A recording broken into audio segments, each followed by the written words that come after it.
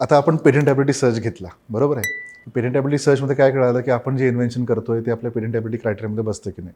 Novelty आहे, inventive step आहे, non obviousness, utility आहे आणि आपले सेक्शन 3चे रिस्ट्रिक्शन्स आहेत. त्याच्यामध्ये ते क्वालिफाय होतं नाही होतं आपण हे बघून घेतलं, बरोबर आहे. आता हे क्वालिफाय झालं असेल किंवा नाही झालं असेल तर आपले दोन्ही डिसिजन असू शकतात की जर झालं तरी आपण मॅन्युफॅक्चर करणार आहोत प्रोडक्ट आणि सेल करणार आहोत.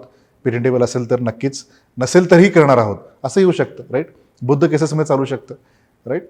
किंवा कारण प्रोडक्ट चांगला आहे, युजफुल आहे, तर का नाही मॅन्युफॅक्चरिंग सेल करायचं, ठीक आहे. तर ह्याच्या अगोदर FTO करणं एक फार महत्त्वाची स्टेप आहे ॲक्च्युली.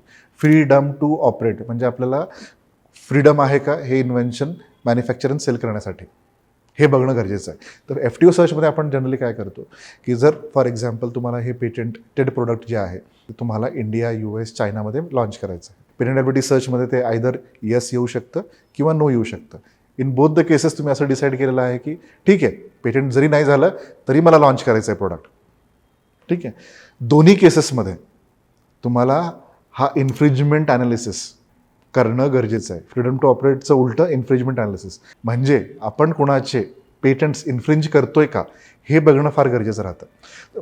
बऱ्याचशा इन्व्हेंटर्सला आणि ऑन्ट्रप्रिनर्सला थोडासा एक मिसकन्सेप्ट आहे, गैरसमज होऊन जातो की आपण पेटेंटॅबिलिटी सर्च केला म्हणजे इन्फ्रिजमेंट ॲनालिसिस पण होऊन गेला. म्हणजे काय की बाबा इन्फ्रिजमेंट आता कोणी कळत नाही आहे, आपलं पेटेंट होऊ शकतं म्हणजे आपण मॅन्युफॅक्चरिंग लॉन्च करण्यासाठी मोकळे झालो. तर तसं नाही आहे. पेटेंटॅबिलिटी सर्च हा पूर्णपणे वेगळा आहे आणि फ्रीडम टू ऑपरेट सर्च हा पूर्णपणे वेगळा आहे. पेटेंटॅबिलिटीमध्ये आपण काय करतो की जेवढे पेटंट्स आहेत आत्तापर्यंत झालेले ते सगळे बघतो आपण, लिटरेचर सगळे बघतो आपण, ठीक आहे. पण फ्रीडम टू ऑपरेटमध्ये काय करतो, इंडिया, US, चायना जसं म्हटलं तर ह्या कंट्रीजमधले फक्त आणि फक्त लाईव्ह पेटंट्स जे एन्फोर्सेबल पेटंट्स आहेत तेवढेच स्टडी करतो आपण आणि ते मॅप करतो आपल्या इन्व्हेन्शनच्या अगेन्स्ट आणि बघतो की आपल्या इन्व्हेन्शन्सचे काही फीचर्स, एखाद दुसरा फीचर्स किंवा टोटल इन्व्हेन्शन इन्फ्रिंज होतं आहे का. जर इन्फ्रिंज होत असेल तर ते लोक आपल्या मागे लागण्याची पॉसिबिलिटी राहते, बरोबर आहे. तर इंडियामध्ये आत्तापर्यंत इंजिनिअरिंगमध्ये स्पेसिफिकली एवढ्या केसेस नाही आहेत. टेलिकॉममध्ये बऱ्याच केसेस होत आहेत, फार्मास्युटिकल्समध्ये भरपूर केसेस होत आहेत, पण इन जनरल इंजिनिअरिंगमध्ये एवढ्या केसेस नाही आहेत. पण त्या होऊ शकतात इन फ्युचर बिकॉज प्रत्येकाला मोनोपॉली हवी आहे. किती हॅपी गो लकी रिलेशनशिप ठेवणार आहेत ते एकमेकांबरोबर, राईट. थोड्या दिवसानंतर ह्या गोष्टी बिझनेसच्या SOPमध्ये येणार आहेत सगळ्या गोष्टी, राईट. ह्या आपण नाही आणल्या तरी फॉरेनर्स आणणारच आहेत बिकॉज आत्ता पण इंडियामध्ये 80%, 70 ते 80% पेटंट जे आहेत ते फॉरेनर्स फाईल करतात. म्हणजे फॉरेन कंपनी असतील किंवा फॉरेन नॅशनल असतील हेच लोक आपल्या इंडियामध्ये फाईल करतात. आपण 1,00,000 जर पेटंट फाईल झाले असतील इंडियामध्ये एका वर्षामध्ये त्यापैकी 25,000 ते 30,000 पेटंट्सच फक्त इंडियन कंपनीजनी फाईल केलेले आहेत. आता जर आपण हे 25,000 जरा पुढे सायग्रेट करायचा विचार केला तर ह्या 25,000मध्ये पण बऱ्याचशा कंपनी अशा आहेत की ज्या फॉरेन सबसिडरी आहेत, बरोबर आहे. फॉरेन सबसिडरी असल्यामुळे परत आपण असं गृहीत धरू 50% पेटंट जे आहेत परत जे फॉरेन सबसिडरी किंवा फॉरेन ओन्डच आहेत, बरोबर आहे. त्याच्यामुळे आपल्या इंडियन किती फाईल करतात पेटंट, 5-10 हजार, मॅक्स 15,000, ठीक आहे. तर त्यांनी जर असं ठरवलं एन्फोर्स करायचं आणि तुम्हाला माहितीच आहे जसं FTA झाला, UK बरोबर आपलं ट्रेड ॲग्रीमेंट झाले किंवा बाकीच्या कंट्रीबरोबर होतात तर ते त्यांच्या कंट्रीजच्या लोकांना बिझनेस इथं कसा मिळेल ह्याचाच प्रयत्न करत राहतात आणि कधी ना कधी ह्या गोष्टी लॉमध्ये एन्फोर्सेबल करण्यासाठी ते फोर्स करत राहतात. FTA ही तेच केलेलं आहे त्यांनी. त्यांच्या कंपन्यांचे राईट कसे इंडियामध्ये एस्टॅब्लिश करता येतील आणि आपण आपली गव्हर्नमेंट हे सगळं करण्यामध्ये कशी मदत करेल हेच बघण्यात आलेलं आहे, ठीक आहे. तर FTO करणं फार गरजेचं आहे त्यासाठी. इंडियामध्ये थोडंसं ठीक आहे, पण जर ज्या दिवशी तुम्ही इंडियाच्या बाहेर प्रोडक्ट लॉन्च कराल आणि जर इन्फ्रिजमेंट पॉसिबिलिटी असेल तर लोक ॲक्शन घेतात. दुसरा प्रॉब्लेम काय आहे इथे की ठीक आहे केस आल्यावर बघू, ठीक आहे. केस आल्यानंतर तुम्ही विड्रॉ करू शकाल मार्केटमधून प्रोडक्ट, उत्तम. विड्रॉ केलं, तुम्हाला पुढे काही पैसे द्यायचीही गरज नाही आहे. नोटीस आलं, एक्सेप्ट केलं की बाबा हां माझं पेटेंट, तुमचं पेटेंट व्हॅलिड आहे, मी इन्फ्रिंज करतो आहे. एक्सपर्ट्स आमच्यासारखे जर एंगेज केलं आणि त्यांच्याकडनं व्हॅलिडेट करून घेतलं की खरंच इन्फ्रिंज होतं की नाही, होत असेल तर पहिला ऑप्शन राहतो की विड्रॉ करा सगळंच. ओके, सॉरी, आम्ही आमचं प्रोडक्ट आज थांबवतो आहे मॅन्युफॅक्चरिंग सेल करण्यापासून, आम्ही एक्सेप्ट केलं, गुड. ह्या केसमध्ये तुम्हाला कुठलेच पेनल्टीज किंवा रॉयल्टीज किंवा काही द्यायची गरज नाही पडणार. पण जर तुमचं मार्केट छान असेल आणि तिथेच तुमचा बिझनेस राहणार असेल, इंडिया असेल, US असेल किंवा चायना असेल, आणि तुम्हाला ते कंटिन्यू करायचं असेल, तर तुम्हाला रॉयल्टी देण्याशिवाय कुठला पर्यायच राहत नाही. तर इंडियामधली एक 2 केसेस मी तुम्हाला सांगतो आता. इंडियामध्ये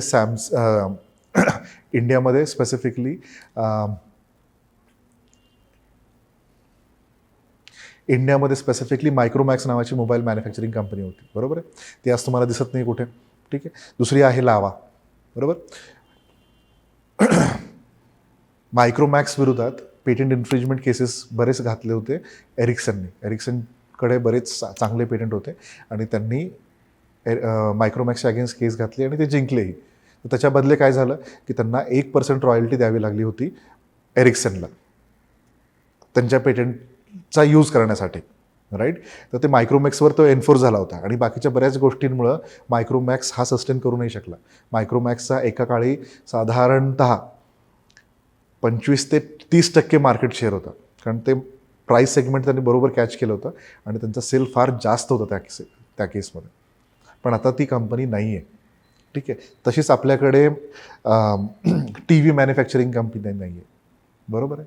आणि अशा बऱ्याच सेगमेंटमध्ये बघायला गेलात तर फॉरेनच्या कंपन्या आपल्याकडे येतात आणि धडाधड प्रोडक्ट विकतात, ठीक आहे. आणि एका दिवशी त्यांनी जर डिसाईड केलं की आम्हाला लोकल कंपनीजला पण थांबवायचं आहे पेटंटच्या बेसिसवर, तेही होऊ शकतं. त्यामुळे तुम्हाला हे FTO करणं गरजेचं आहे. जर तुमचं प्रोडक्ट फारच चांगलं असेल आणि तुम्ही उत्तम पैसे त्यातून कमवू शकत असाल तर लोकांनाही हरकत होणार आहे याच्यातून, बरोबर आहे. जेव्हा तुम्ही पैसे कमवू शकता तेव्हाच प्रॉब्लेम येतो लोकांना. तुम्ही जर पैसे कमवत नसाल तर तुम्हाला कोणी थांबवणार नाही आहे, बरोबर आहे का. ठीक आहे. तर FTOमध्ये काय करतो आपण जनरली तुम्हाला सांगतो की लाईव्ह पेटंट्स बघतो. लाईव्ह पेटंटचे पेटंट क्लेम्स जे असतात ते आपण मॅप करून घेतो आणि जर इन्फ्रिजमेंट असेल तर ते इन्फ्रिजमेंट आहे म्हणून आपण डिक्लेअर करतो की इन्फ्रिजमेंट आहे आणि पुढे तुम्ही बोला आता, आणि नसेल तर नाही आहे म्हणून डिक्लेअर करतो, ठीक आहे.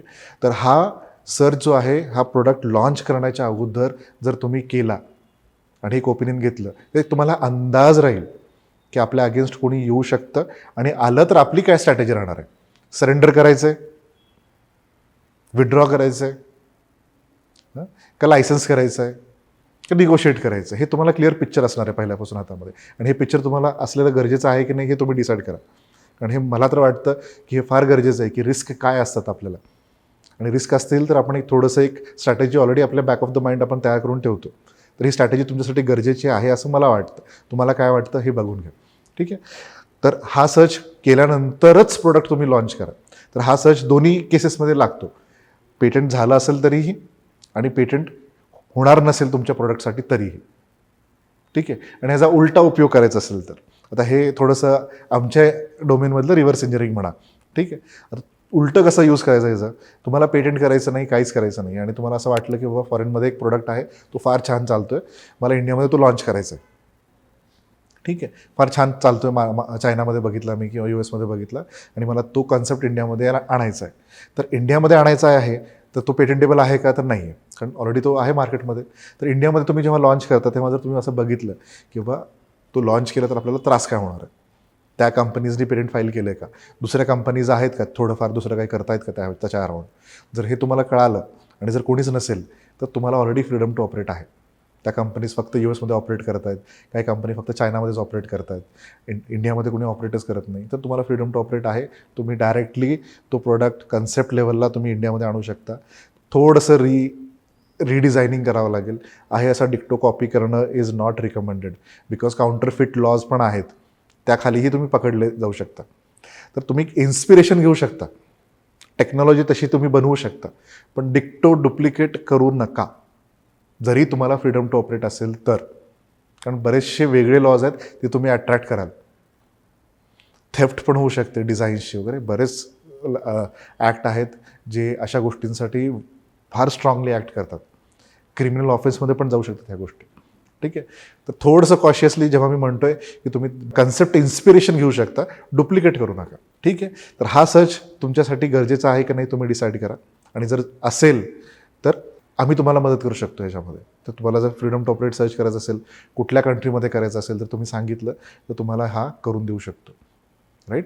डिफरन्स कळाला असेल तुम्हाला तर हे कळेल. पेटंटेबिलिटीमध्ये आपण काय करतो, फॉर एक्झाम्पल एक 4-5 एलिमेंट्स आहेत ते एकत्र आलेत आणि त्यांनी एक इन्व्हेन्शन तयार झालं आहे, बघितलं पेटंटेबल आहे, ओके. पण ते 5 जे एलिमेंट्स टुगेदर आले आहेत ते वेगवेगळे त्याचं पेटंट असू शकतं बाकीच्या कंट्रीजमध्ये. ते बघणं गरजेचं आहे. थोडंसं वेगळं राहतं स्ट्रॅटेजिकली. तुम्हाला जर काही अजून माहिती हवी असेल याच्याबद्दल तर तुम्ही डायरेक्टली खाली दिलेल्या लिंकवर आम्हाला कॉन्टॅक्ट करू शकता, अपॉइंटमेंट बुक करू शकता किंवा फोन उचला, फोन करा, विल आन्सर युअर क्वेरीज. तर तुम्हाला जर FTUची गरज असेल तर यू कॅन कॉन्टॅक्ट अस आणि पुढचा व्हिडिओ आपण पेटंट ड्राफ्टिंगवर बघूया. All the best.